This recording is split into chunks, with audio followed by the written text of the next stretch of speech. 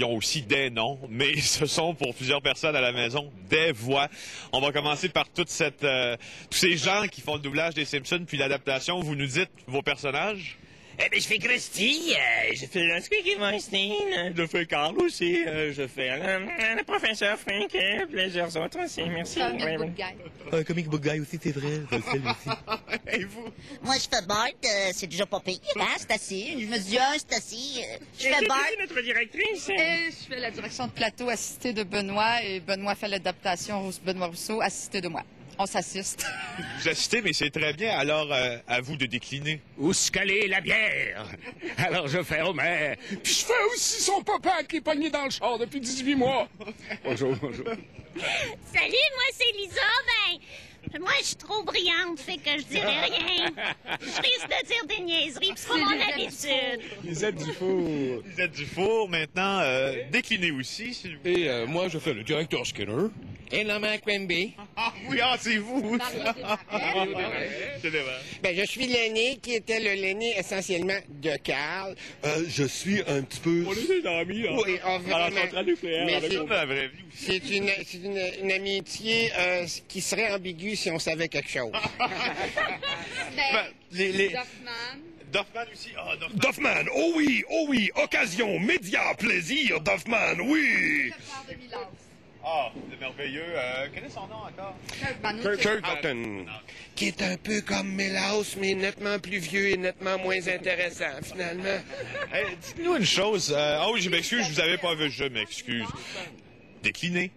Ross Cargill, chef de l'EPA, c'est-tu clair? Je m'excuse. Dites-nous, je veux savoir à quel point ça vous fait vibrer peut-être autant que les Québécois. Ah, ben, c'est un lancement. Alors, nous, on est toujours dans l'ombre, hein. On fait des voix, on est dans l'ombre dans notre métier de doubleur. Alors, oui, ben, enfin, là, dans notre métier de doubleur. Et puis, on a enfin l'occasion de parler, d'avoir un contact avec notre public, ce qui est assez rare. Fait que c'est vraiment une belle expérience. Est-ce que vous êtes, est-ce que cet accueil du public, parce que vous savez que, comme moi, de vous voir ici, de pouvoir vous parler, puis vous féliciter, vous toucher même, c'est quelque chose. Savez-vous qu'il y a plusieurs personnes qui attendaient ce moment-là de vous voir? Hein? On a une petite idée. Oui. On en avait une idée, mais je pense qu'on a mesuré l'ampleur encore plus, surtout dans les 2 dernières semaines, l'impact. Parce que j'avoue qu'on n'a pas chômé dans les entrevues, on en a eu beaucoup. On a appris comment faire ça. Et on se dit, bon, demain, on retombe dans l'ombre et on sera pas plus malheureux, mais en même temps, ça fait du bien. Vous attachez à cette... je vous dirais, contamination culturelle dans le bon sens. Oui, là. oui, c'est vrai, vous attachez à ça? Bien sûr.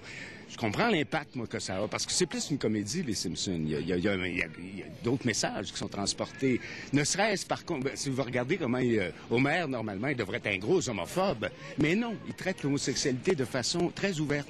Et ça influence les jeunes. C'est très bon. Est-ce qu'il y a... Dites-moi...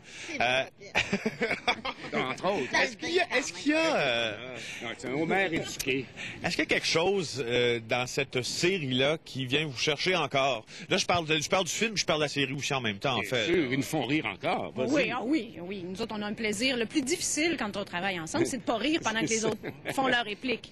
Ça reste ça, mais ça reste aussi que ce sont tous les sujets de société qui sont apportés. Moi, en tout cas, évidemment, Lisa, là, mais c'est vraiment ça qui est super...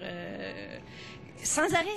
À chaque fois qu'il y a quelque chose dans l'actualité, ça vient dans les émissions très, pas longtemps après. Le téléphone sonne, je vais laisser Homer répondre. Homer, je vais vous répondre. Homer, Comment tu fais? le son comme ça. Répondez. Allô? Qui c'est qui parle? Vera. Va me chercher une petite bière, puis vite. Mon petit Vera. On va raccrocher. Merci pour votre commentaire. Je veux finir avec vous. Je ne sais pas c'est qui. Dites-nous. C'est quelqu'un qui s'appellera plus ça. C'est ça. Et puis, vous parliez... Qu'est-ce qui se passe? Il y a ça de temps encore?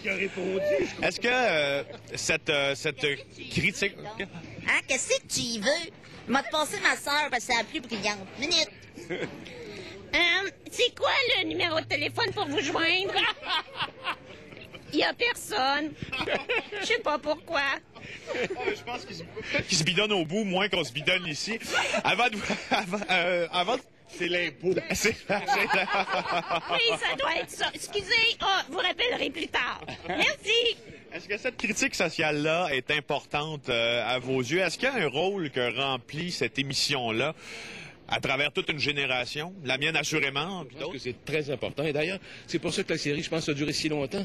Ça fait quoi, 18 ans? Et c'est excessivement rare qu'une série dure aussi longtemps. Je pense que c'est parce que ça a un impact social très important. Et c'est pour ça que les jeunes l'aiment et que les plus vieux l'aiment aussi. Tout le monde l'aime. On l'aime. Visiblement. C'est pour ça, quand on l'a perdu, la première affaire qu'on a faite, c'est se réunir ensemble. On a fêté ça. Quand on l'a perdu pendant quelques années puis qu'on l'a retrouvé, on s'est réunis pour un party de Simpsons. Ah oui, pour vrai? Et ça, y compris des gens qui étaient là depuis le début. Puis c'est vraiment retrouvé de la famille. Est-ce que vous avez du respect, j'imagine, que je connais la réponse, mais à quel point vous avez du respect pour les créateurs, les scripteurs? Juste une petite affaire, OK?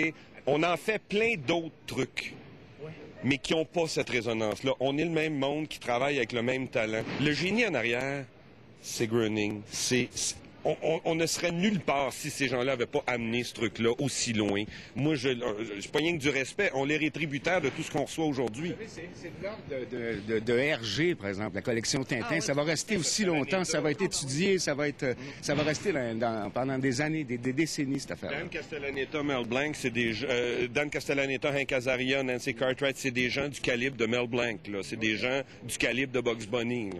Est-ce que, puis en terminant avec vous, non, mais ça va. Allez-y. Je peux marcher dessus, ouais? Oui. Allô? Qui parle en ce moment? Votre code, votre mot de passe. Je veux tout savoir. Immédiatement, c'est un ordre! Philippe, c'est vous? Oui, on va rappeler. Alors, en terminant, est-ce que vous souhaitez que cette série-là dure encore des années? J'imagine que c'est votre gagne-pain, c'est sûr. Moi, allez-y. C'est votre gagne-pain, premièrement. Mais deuxièmement, avez-vous envie de continuer? Certainement. Et encore pour un autre 18 ans, au moins? À peu près. Hein? En marchette, ça va être extraordinaire. Faut rêver un peu en couleur, des fois?